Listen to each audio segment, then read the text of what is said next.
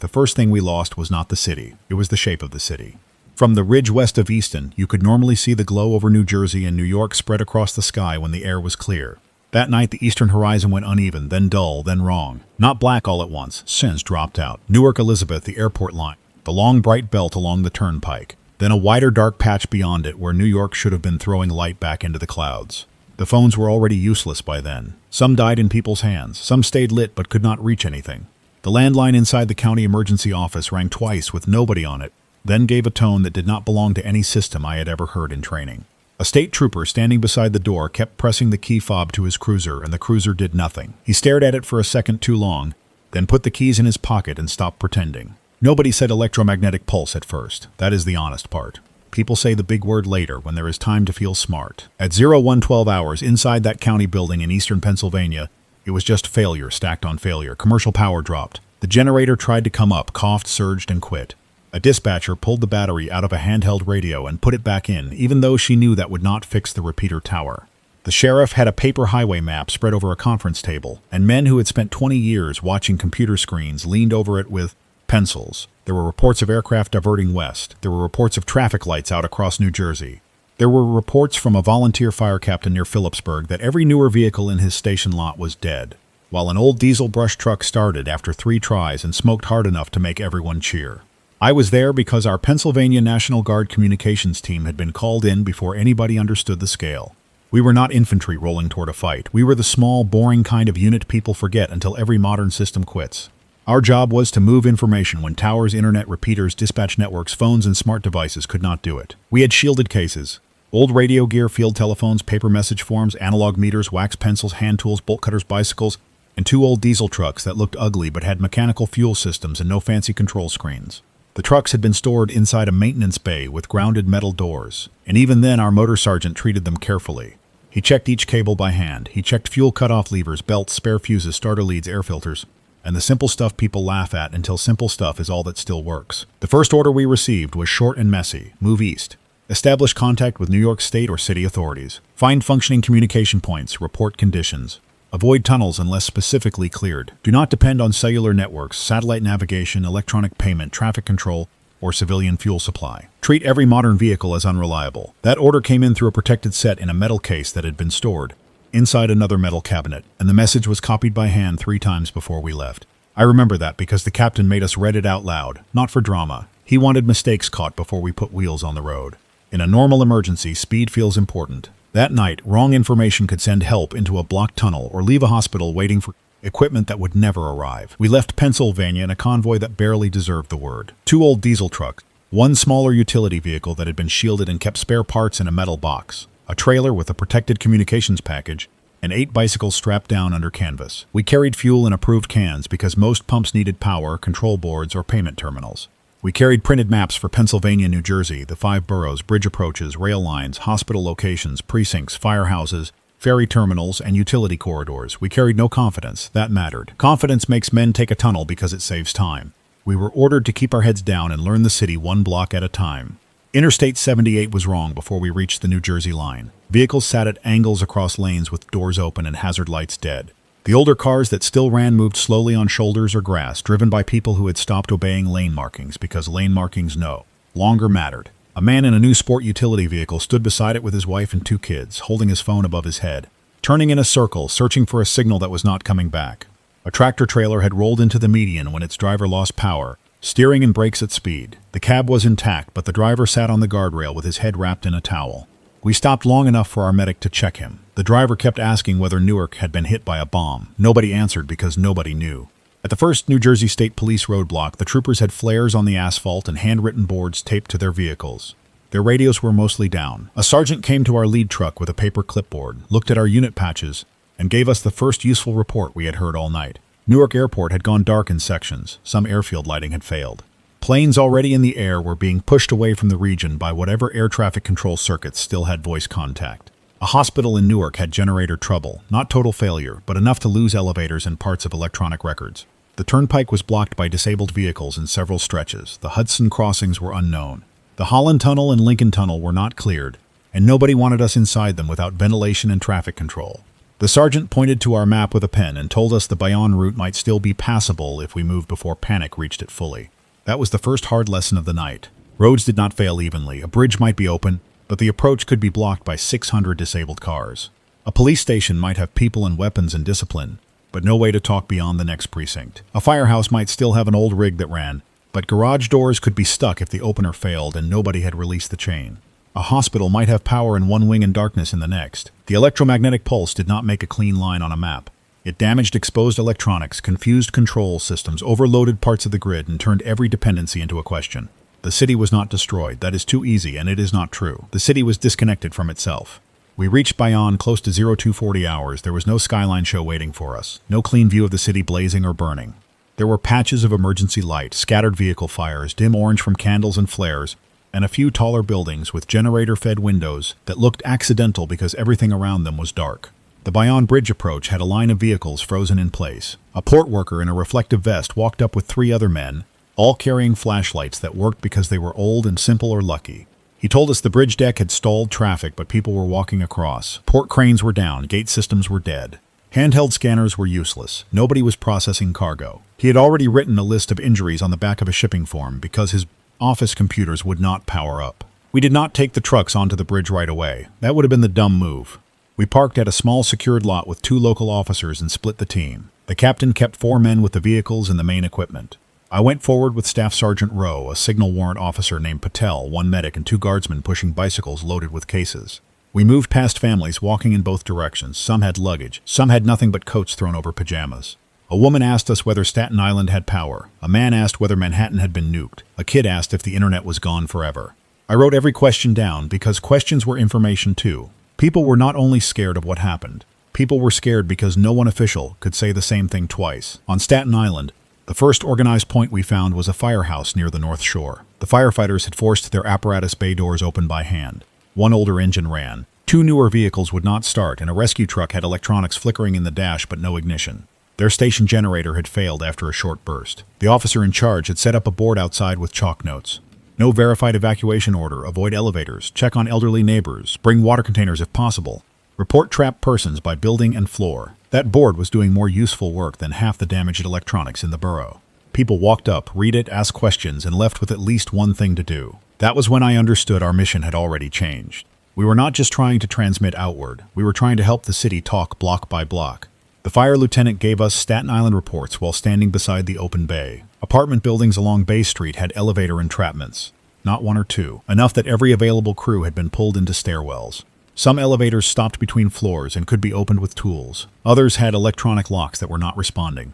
Tall residential buildings had water at lower floors but not upstairs. That made sense. New York City's water system can deliver a lot by gravity, but tall buildings depend on pumps, roof tanks, and building equipment. Street pressure could still exist while someone on the 20th floor had dry taps and no working elevator. The lieutenant had already sent 2 men to tell residents to fill bathtubs and containers if water still ran. He said people listened better when the person giving the order had soot on his coat. We copied his reports onto paper message sheets and sent 1 bicycle back to the bridge with a runner. Then we moved toward the Verrazano Narrows Bridge because every route into Brooklyn had to be tested by eyes, not rumors. The roadways were blocked in both directions. Modern cars sat with hoods up even though nobody could fix a control module with a flashlight and a prayer. Older cars that still moved had nowhere to go. People walked between them with bags, pets, strollers, and the stunned quiet that comes when a city soundscape loses motors, trains, signals, and public address systems all at once. There were horns at first from vehicles that still had battery power. Then even those faded because people learned horns did not move steel. The bridge crossing took longer than any map would admit. Wind cut across the upper span. People stopped us every few yards. We were not police, but uniforms became answers to folks who had none. We took names of trapped relatives. We marked addresses where insulin was needed. We wrote down which buildings had elderly residents above the 10th floor. We took a report from an off-duty transit worker who had walked from Brooklyn after his train lost power before reaching a station. He said the train stopped hard enough to throw people off balance. Emergency lights came on briefly, then weakened. The conductor made announcements until the speaker system died. They evacuated along the track bed with flashlights, but only after workers confirmed that section of third rail was not energized. He told us not to let anyone assume all rails were safe everywhere. That warning went into my notebook in capital letters. Brooklyn was not chaos everywhere. That is another thing people get wrong. Some blocks were calmer than they had any right to be. Men and women brought folding tables outside and set candles in jars. Store owners with roll-down gates stood in doorways and traded water, bread, batteries, and information without cash registers. A group of teenagers directed foot traffic around a stalled bus at 86th Street because the traffic signals were out and drivers kept trying to force cars through gaps that did not exist. At one intersection, an old man in a Yankees cap had a whistle and a reflective vest from some past job. He was doing better traffic control than any damaged signal box could have done. Then 2 blocks later, people were pounding on a pharmacy gate, not looting yet, just demanding medicine before the owner disappeared into the back and stopped answering. We moved through Bay Ridge and Sunset Park, staying off the deepest car jams. Our bikes became pack animals more than transportation because the streets were crowded with people walking, standing, arguing, waiting. I kept the protected radio case strapped to my chest with both hands on it when we had to squeeze through groups. The equipment inside was not magic. It could not call the whole country. It could not bring towers back. It was a tool, and tools only matter if the person holding them gets to the right place. Every few minutes, I had to remind myself not to promise anything. People asked whether rescue buses were coming. People asked if the bridges would reopen. People asked if the attack was over. I said we were gathering information and trying to restore a path for messages. It sounded weak, but it was true. Near a hospital in Brooklyn, the street had become a waiting room. Ambulances sat with doors open, some running, some disabled, some being used as storage. Nurses and emergency medical workers had moved triage tables outside under battery lanterns and chemical lights. The building still had partial power from a generator, but not enough for normal operations. Electronic registration was gone. Some automatic doors had been propped open. The emergency department had paper tags tied to wrists.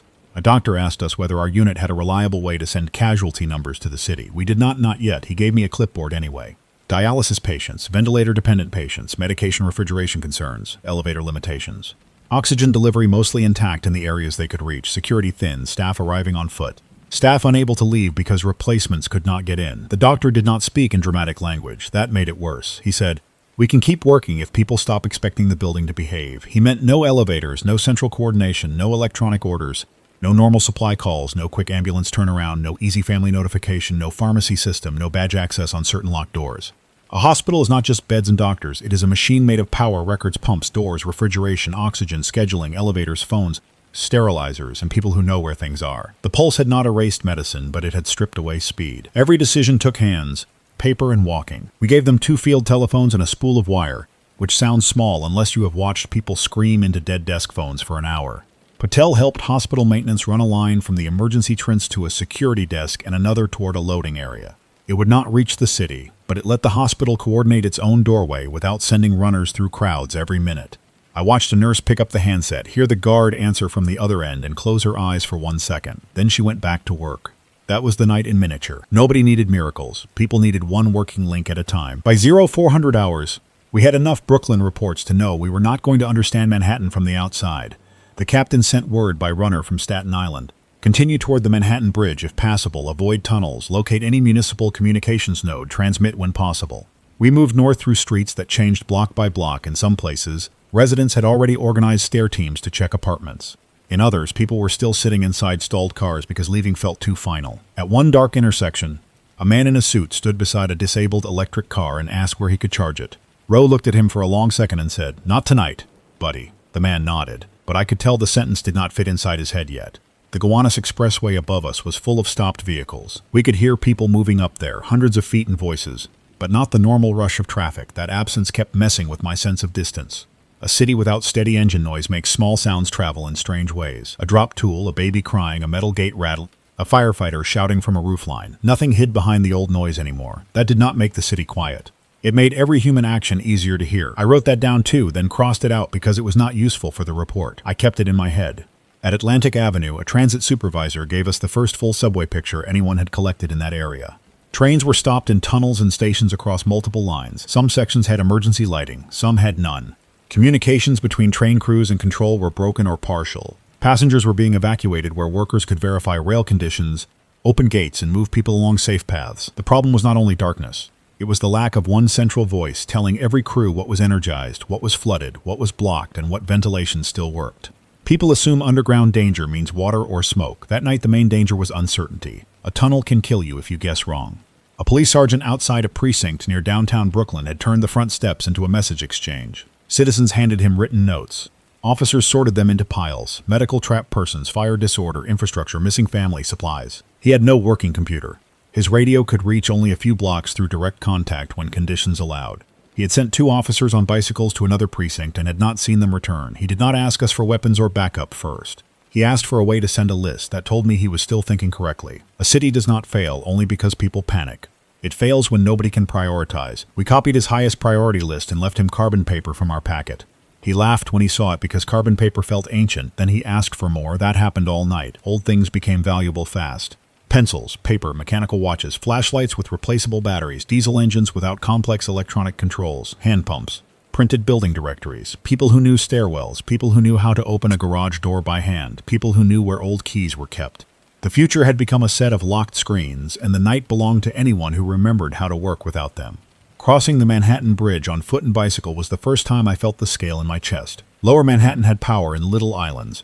A few buildings held emergency lights. Some high-rises had red aircraft lights that still blinked, fed by battery systems that might fail later. Most windows were dark. The bridges were packed with people moving both ways because no one knew which direction was safer.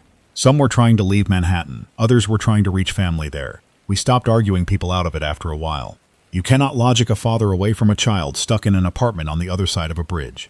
All you can do is give him the safest route you know and tell him what hazards to avoid. On the Manhattan side, the streets near Chinatown and the Lower East Side were dense with people but not yet broken. Restaurants had moved perishable food onto sidewalks and were cooking what could be cooked over gas where gas service remained and ventilation was safe. That was not charity only, it was practical. Food sitting in warm refrigerators would spoil and hungry crowds get ugly. A grocery owner had a handwritten sign saying cash only, then another below it saying no cash, trade only, then a third saying water for diapers. He had changed economic systems twice in one night. He looked exhausted and embarrassed, but he kept the gate half open and kept talking to people. That probably prevented more trouble than any speech from an official could have done. We found our first Manhattan elevator entrapment team near a residential building off Grand Street. Firefighters had stairwell doors propped open and residents sitting on the lobby floor with flashlights aimed at the ceiling to save batteries. A building superintendent had a ring of physical keys and a paper notebook of residents who needed help. He was furious because his building systems had been sold to him as efficient and modern, and now every useful override required a manual, a contractor, or a working panel that would not respond. Firefighters had freed 3 people from one elevator and were working on another car, stopped above the lobby. No one inside was badly injured, but one older man had chest pain. The medic climbed in with a kit, while we ran another field phone wire from the lobby to the rear service entrance where firefighters were staging. Tools. That superintendent gave us a detail that mattered more than he knew. The building's roof tank had water, but the pump system was down, and upper floors were already losing pressure. Residents above the 12th floor were scared to use stairwells in darkness. Some had mobility issues. Some had infants. Some had medical equipment. The building had a list, but the list was on a computer in the management office. He had printed an older tenant list during a rent dispute months earlier and kept it in a drawer. That paper became the rescue list. A stupid office habit saved time. I wrote that down with a note to tell every building manager in the country if I got the chance. Print the list. Keep keys. Know the stairs. We moved north and west, not because it was the shortest path, but because reports pulled us that way. A group of volunteers near Canal Street had formed a walking relay to a clinic. A retired engineer had set up a card table with a battery lamp and was drawing building diagrams from memory for rescue teams. A church basement had opened as a sitting area for elderly residents who could not climb back upstairs. A bodega had a battery radio that received only noise and fragments, and people stood around it anyway because noise from outside the neighborhood felt better than silence. One man said he had heard Washington was gone. Another said Boston was fine. Another said the whole East Coast had been hit. No one had proof. Rumor moved faster than any runner because rumor did not need working infrastructure. At City Hall Park, the situation tightened. There were more uniforms, more barricades, more people trying to look official without the tools officials normally use. A city emergency management worker with a paper badge around her neck stopped us and asked who had authority over our mission. The captain's written order, carried in a waterproof sleeve, got us through 2 checkpoints. She took us into a side entrance of a municipal building where the elevators were out and the stairwells smelled of dust, sweat, and hot electrical insulation. Battery lanterns marked each landing. People were carrying message folders up and down stairs. Some were city employees, some were police, some were firefighters, some were volunteers who had been grabbed because they could walk fast and follow. Instructions. The emergency operations room we reached was not the movie version. It did not have giant screens glowing over a calm command staff. Most screens were black. A few protected laptops worked on battery but were being used sparingly because charging was uncertain. Paper maps covered walls. Grease pencil marks showed bridge conditions, hospital status, fire reports, water pressure concerns, subway incidents, and crowd concentrations. A city official was dictating priorities to a stenographer because the normal recording system was out. The room had discipline, but discipline under load sounds plain. People asked short questions. People repeated addresses. People corrected borough names. People said confirmed only when somebody had physically seen a condition. That room already knew some things we had not heard. The Queens Midtown Tunnel was not being used for civilian movement. Ventilation and traffic conditions were uncertain. The Hugh Carey Tunnel had stopped vehicles and no reliable traffic control.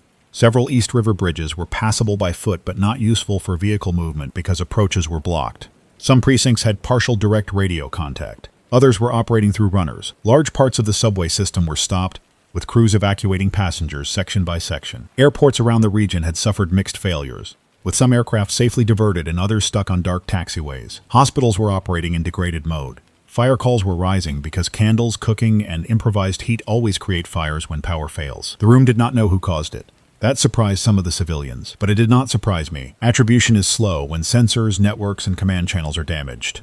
There had been reports of a bright event high above the region, but no one in that room would call it a confirmed high-altitude detonation. There were also reports of grid sabotage, cyber attack before the pulse, and transformer fires that might have been effects rather than causes. A defense liaison had a sealed message copied from a hardened channel. It said probable electromagnetic event affecting the greater New York region, and surrounding infrastructure origin under investigation. That was all. People wanted a flag to blame. The city first needed water, stairs, medicine, and messages. Patel asked where the protected transmit path was. The city worker looked at him with relief that was almost anger. She took us down 2 flights through a corridor with emergency lights fading, into an older communications room that had survived because someone years ago had been paranoid enough to keep it simple. Not everything worked. Most of it did not. Racks were dark, some control boards were cooked or locked up, but in the back, behind a metal door, there was a protected cabinet with a basic transmitter interface, analog audio gear, spare parts sealed in metal containers, printed procedures, and a hand-start diesel generator in a service space with mechanical controls. It was not meant to run a city. It was meant to push a message out through an old broadcast path if the modern systems failed. The generator did not start on the first pull. It did not start on the second. A maintenance man named Ortiz, who had been with the city longer than I had been alive, took over and told everybody else to stop touching things. He checked fuel, air, compression release, oil level, and a linkage that had stuck because nobody had exercised it enough. Then he worked the handle with a patience that felt almost rude in the middle of a crisis. The engine caught, stumbled, and held, the room filled with that old diesel vibration that tells you power is being made by metal, fuel, heat, and motion, not by software. Nobody cheered, they listened, then they moved. We did not broadcast right away.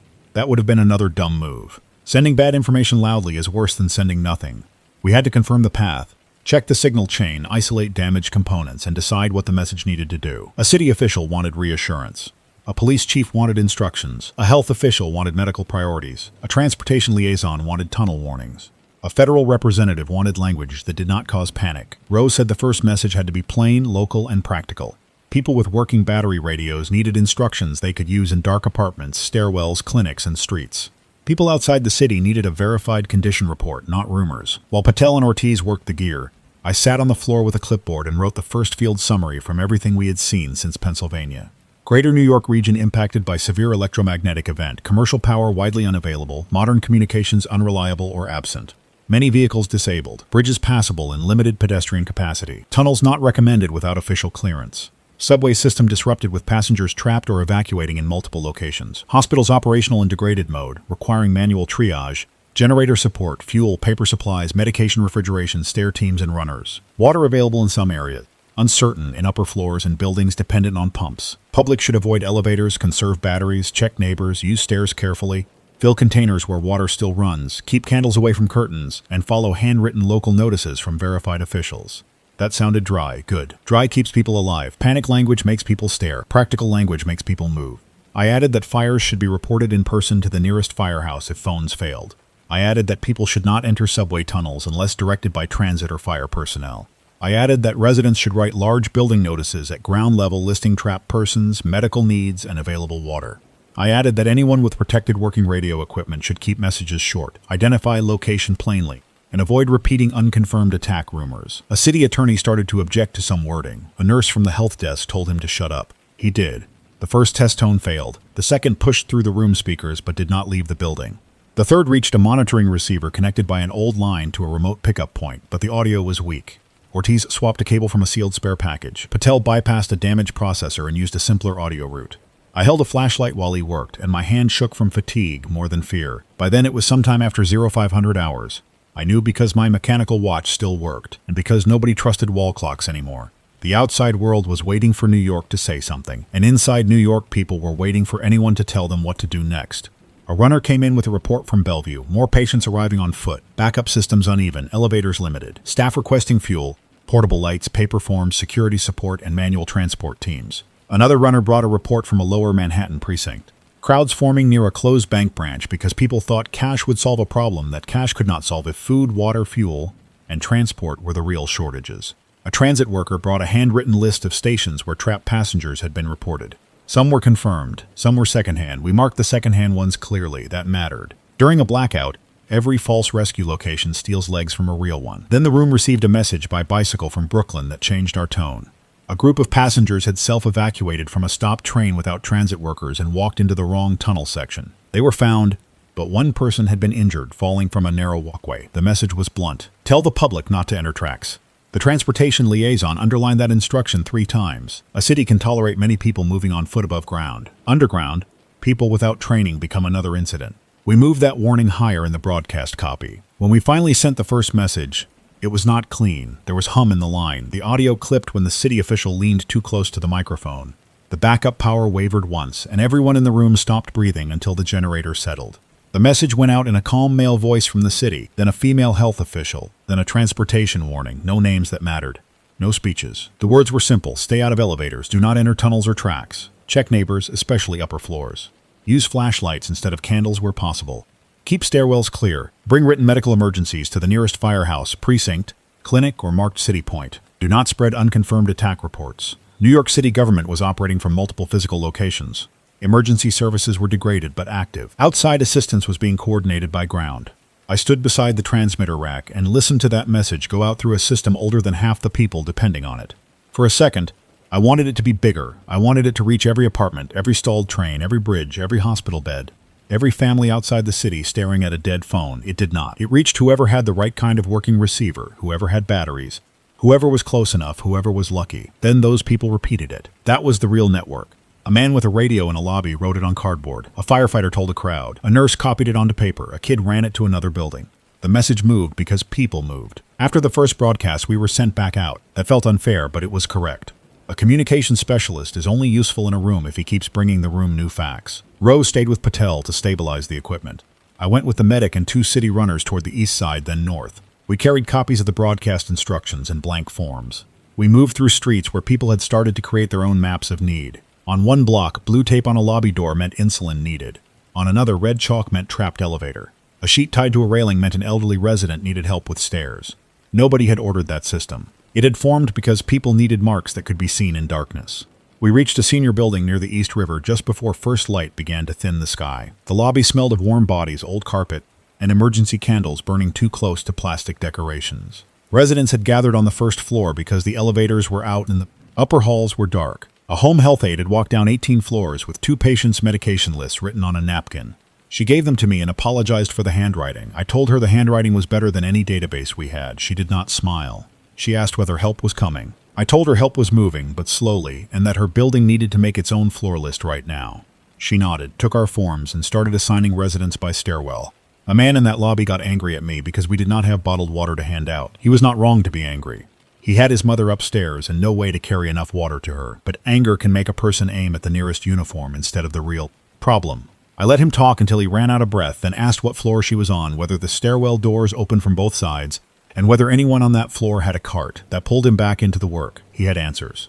He went upstairs with 2 neighbors and 1 of our runners. That is something I learned that night and will never forget. In a citywide failure, giving a scared person a specific job can be more useful than giving him comfort. Outside, a line had formed at a corner store that still had manual locks in a basement. The owner was selling water for cash, then stopped selling and began rationing when a police officer explained what would happen if the line turned. He was mad at first.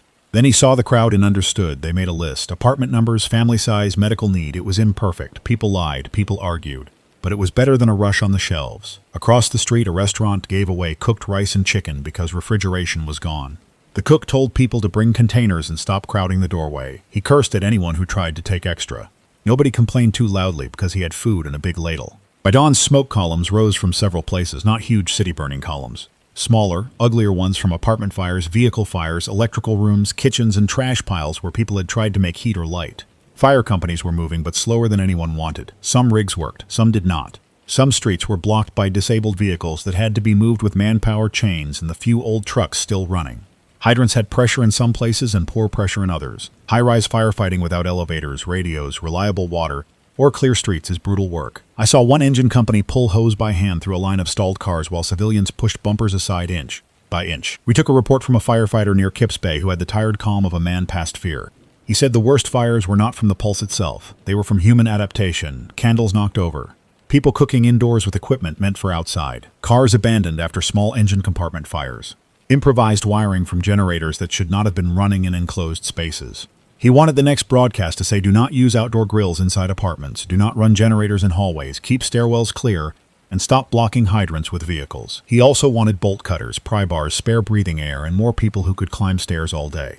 I wrote it all down. At a medical center farther north, I saw the first real conflict between hope and capacity. Families had arrived because they believed hospitals had power, answers, and protection. The hospital had some of those things, but not enough. Security guards had formed a human line outside the entrance. A doctor stood on a crate and explained which patients had to come in first. Chest pain, severe injury, breathing trouble, unconscious, active labor, infants in distress. Everyone else had to wait, and waiting in darkness feels personal. A woman shouted that her husband's medical records were in the hospital system. The doctor shouted back that the system was not available and asked what medications he took. She'd not know. That silence hurt more than the shouting. We left forms there too. Medication lists became gold. Allergies, diagnosis, last dose. Family contact on paper. The simplest preparedness advice in the world had become a life safety issue. Keep a paper copy. Keep it where someone can find it. Do not trust a locked phone. Do not trust a patient portal. Do not trust a pharmacy database during a regional electronics failure. I wanted to say that into every working receiver in America. Instead, I wrote it into the next update and handed it to a runner. Around 0630 hours, a guarded convoy from outside the city reached a staging point in Brooklyn with fuel, portable lights, and additional personnel. That sounds clean, but it was not. They did not glide in. They crawled through disabled vehicles, wrong turns, crowds, and checkpoint confusion. Some of their vehicles had survived because they were older, shielded, or outside the hardest hit zone. Some had to be abandoned on the way.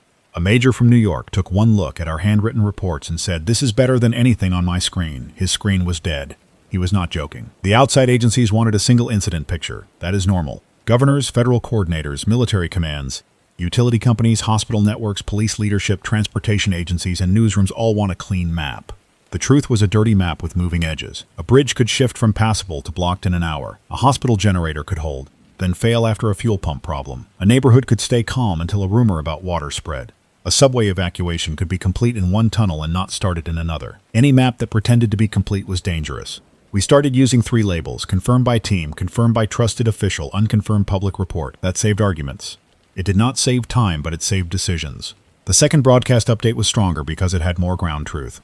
It told people outside New York that the city had not vanished. That mattered. Families in Pennsylvania, New Jersey, Connecticut, and upstate New York needed to know there were still functioning emergency points.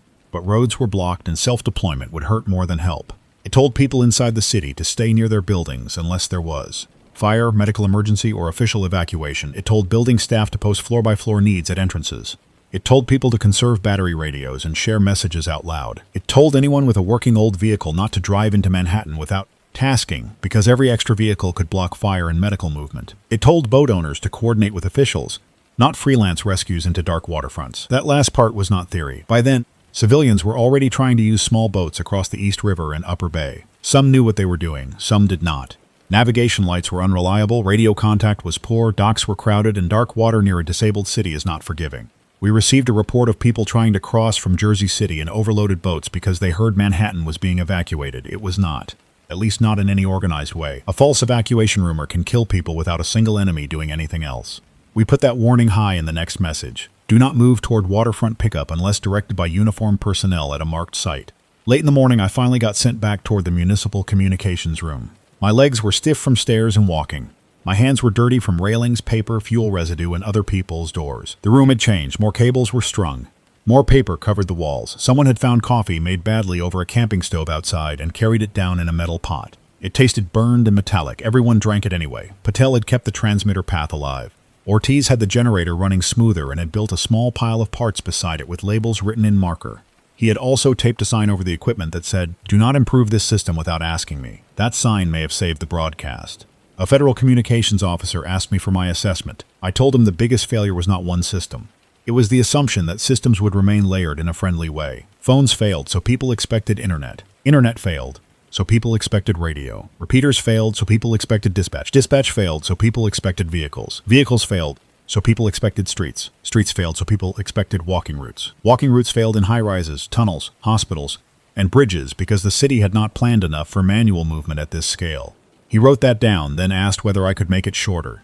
I said the city needs legs, paper, fuel, keys, and voices. He wrote that down too. We still did not know the attacker. By noon, more hardened channels outside the city had confirmed that the event was not limited to one borough or one utility. The effects covered a broad region, strongest around the New York metropolitan area but messy at the edges.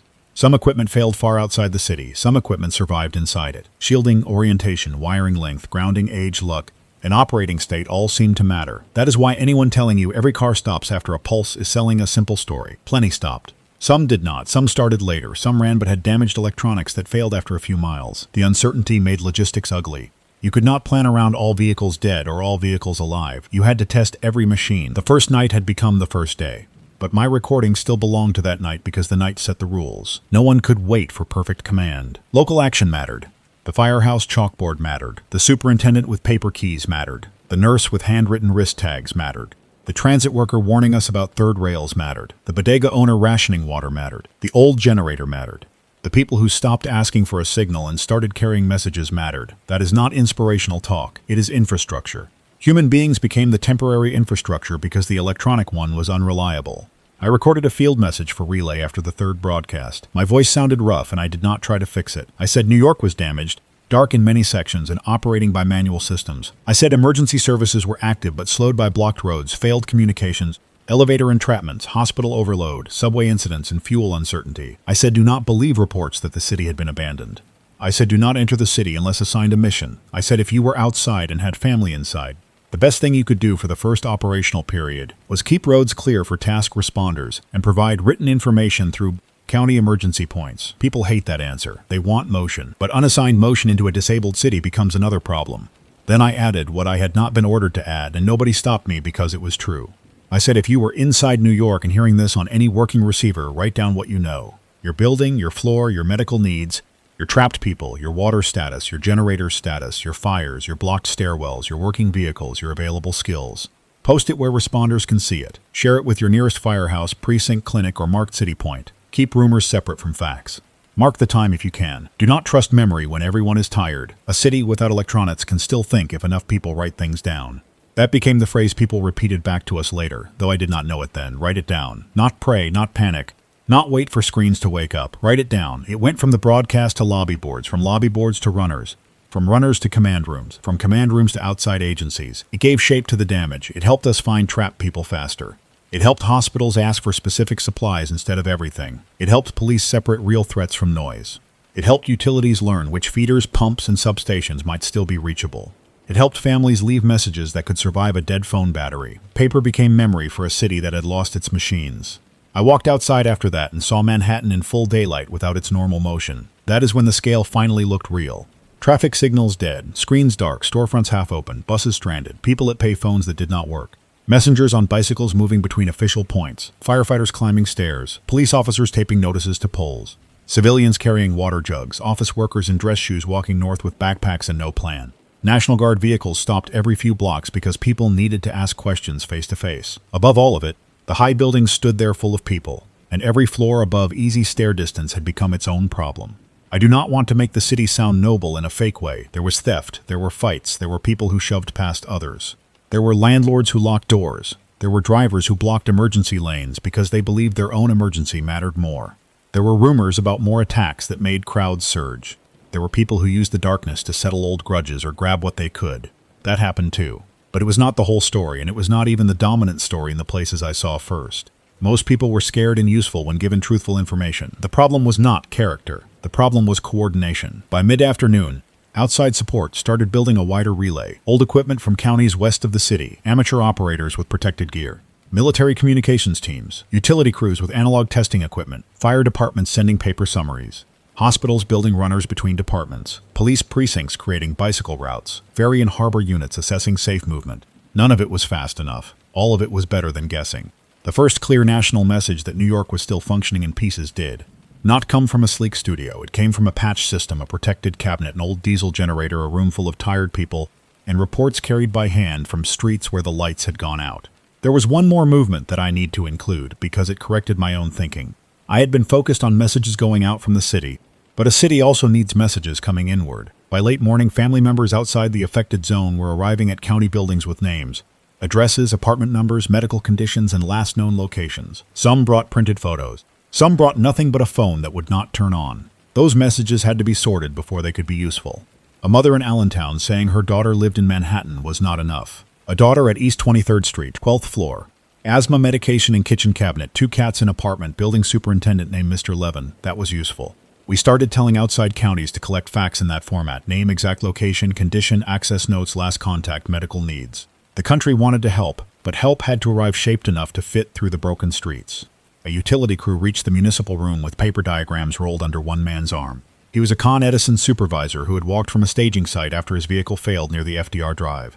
His crew did not have a clean picture of the underground network. Nobody did. New York's electric system is dense, old in places, modernized in others, and tied through underground feeders, transformers, protective relays, steam systems, substations, and control rooms that do not all fail the same way. He warned everyone not to order random backfeeding from building generators into damaged circuits. He said crews needed isolation, testing, and physical inspection, not hopeful switching. That saved us from another bad public message. People with private generators had to keep them isolated, ventilated, and professionally connected. Improvised electrical heroics could burn buildings or injure crews. He also explained why some lights came back for seconds and died again. Protective equipment was trying to do its job with bad information, damaged sensing, unstable supply, and loads that no longer behaved normally. Some systems tripped to protect themselves. Some stayed open because controls failed. Some damaged components looked fine until energized. That part mattered because civilians saw a light flicker and assumed restoration was minutes away. The next broadcast had to tell them not to change behavior based on brief flickers. Do not get into elevators because a lobby light came on. Do not assume water pumps are stable because taps work once. Do not crowd a subway entrance because one sign lights up. Restoration after an electromagnetic event is not the same thing as flipping a breaker. We moved west later with a mixed team to check reports around and the big rail connections. That area was ugly in a specific way. It was full of people whose plans had died mid-step, commuters who expected trains home, travelers with roller bags, office workers from Midtown, people from New Jersey trying to walk west because they believed the river crossings would clear.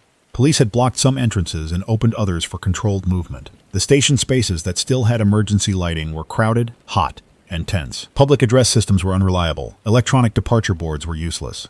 A railroad employee had written train status on cardboard even though every line said suspended or unknown. People kept staring at that board because a board with honest bad news was still better than darkness. A transit police officer took us to a side corridor where employees had started a message table. It was not official at first. It became official because it worked. People wrote where they were trying to go, whether they had medical issues, whether they could walk long distances, whether they had children, and whether they could assist others. The table helped police separate people who needed immediate help from people who needed instructions. It also stopped the same questions from being asked every 30 seconds. When a system cannot move trains, it can still move people in groups with walking routes, rest points, and water points. That was the kind of thing we needed to report. Not the dramatic headline, the working method. The West Side had another problem that most people outside the city would not think about. Electronic access had trapped equipment behind doors that were physically strong and administratively stupid. Maintenance rooms, roof access, medical supply closets, private garages, loading docks, and security cages were locked by badge readers or panels that no longer answered. A key ring became more important than a title. We heard that phrase from a building engineer near Hudson Yards, and I wrote it down. He had gotten into 3 mechanical rooms because he had physical keys from before a renovation. The newer staff had badges and apps. Those gave them nothing. After that, the city message began asking building owners and managers to bring physical keys to marked emergency points and identify what those keys opened. It sounded boring. It was life safety. We found a law office on a high floor being used as an improvised refuge because it had bottled water from catered meetings and interior rooms away from broken windows. The people inside were not helpless, but they were misinformed. Someone had told them the bridges were closed by the military and anyone on the street would be arrested. Someone else said a second pulse was coming at sunset and all batteries would explode. Both claims were nonsense from what we knew, but fear makes nonsense feel urgent. We corrected what we could and refused to speculate on the rest. That became another rule for the night. Do not fill silence with guesses. Silence is uncomfortable. False certainty is worse. At one point, a young office worker asked me whether her phone could hurt her if another pulse came. She held it away from her body, dead screen facing me. I told her I had no evidence of that. I also told her the phone was not going to help until networks and charging returned, so she should save her energy and write down what she needed to remember. She asked if she should throw it away. I said no. There might be data on it later. Keep it dry, keep it safe, stop staring at it. That was the most honest consumer technology advice I gave all day. The city had to relearn public notices fast. Printed signs with too many words failed. People did not read them in crowds. The signs that worked were blunt. Elevators unsafe. Use stairs with partner. Report medical needs here. No tunnel entry. Water point this way. Firehouse message desk. Bring keys. Right apartment number. Those signs were copied by hand and taped in lobbies, bus shelters, station entrances, and store windows. Some were ugly. Some had spelling mistakes. Nobody cared. The point was comprehension under stress. A perfect sign on a dead screen was useless. A crooked cardboard sign at eye level changed behavior. We also learned that the word shelter caused trouble if used carelessly. People heard shelter and thought food, beds, charging, security, bathrooms, and answers. Many sites had none of that. Some were warming or sitting points. Some were medical triage points. Some were information points. Some were actual shelters with supplies. We started labeling them by function: rest point, message point, medical triage, water distribution, family reunification intake. That reduced anger because people were less likely to walk 6 blocks expecting food and find only a clipboard. It did not remove fear, it removed one unnecessary lie by late afternoon. The city had established a rough messenger grid below 14th Street in parts of Brooklyn. It was fragile, but it was real. Bicycles, foot runners, working older vehicles, and marked pickup points moved information between precincts, firehouses, hospitals, and the emergency room downtown. Runners carried duplicate copies because one copy could be lost, soaked, stolen, or delayed. Every message had location, time, source, and confidence level. That sounded military, but civilians adapted quickly once they saw it work. A restaurant owner sending a water report used the same format as a police sergeant. A clinic sending medication needs used the same format as a fire company. Standard paper became the first shared language after the electronics failed. The most dangerous crowd I saw was not a mob. It was a crowd waiting for an answer that did not exist yet. Hundreds of people near a dark transportation hub, packed close, tired, thirsty, listening to 3 different rumors. No one was attacking anyone. No one was stealing. But the crowd had no task, no schedule, no trusted update, and no visible path forward. That is when bad things start. A lieutenant climbed to a concrete planter and gave them 3 facts, then 3 instructions. The facts were limited. The instructions were specific. Families with children to one side. Medical needs to the table. People trying to walk to New Jersey, wait for bridge update. Everyone else clear the fire lane. The crowd did not become happy. It became manageable. That difference matters. We kept chasing confirmed facts, and confirmed facts kept arriving covered in sweat. A bicycle runner from Lower Manhattan said one financial building had a private generator, but refused to share lobby space with residents from neighboring building until police intervened. Another report said a hotel opened its ballroom for elderly evacuees and used laundry carts to move water from lower floors. A school custodian unlocked a gym and turned it into a rest site before any official order reached him. A private security supervisor tried to keep people out of a plaza because that had been policy yesterday. A firefighter told him yesterday was over. The city was full of those collisions. Old policy against present need. Some people adjusted fast, some needed to be forced. The harbor report came in near sunset. Ferries and official boats were being assessed one by one, not assumed operational. Navigation, fuel, crew availability, dock access, and communications all had to be checked. Some piers had crowds because people thought water routes would save them from blocked roads. Officials were trying to prevent panic boarding.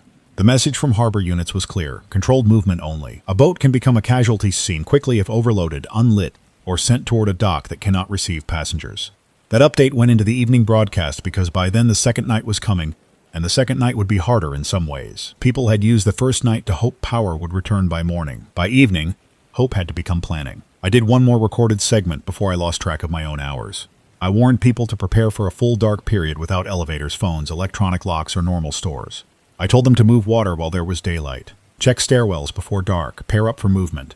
Keep one person at a building entrance with a written list if possible. Do not burn charcoal indoors. Do not run engines in garages. Do not leave candles unattended. Keep hallways clear. Mark apartments where help was needed. Share working battery radios by listening in groups, not alone. Those instructions were plain because plain instructions survive fear better than polished language. That evening, I saw the first printed outside message arrive from Pennsylvania through the relay chain. It was not addressed to me. It was addressed to New York City Emergency Management, but I read the copy while carrying it across the room. Counties west of the affected area were opening intake points for family information. Mechanical fuel transfer equipment was being gathered. Older buses and trucks were being tested. Hospitals outside the city were preparing to receive patients only through coordinated transport.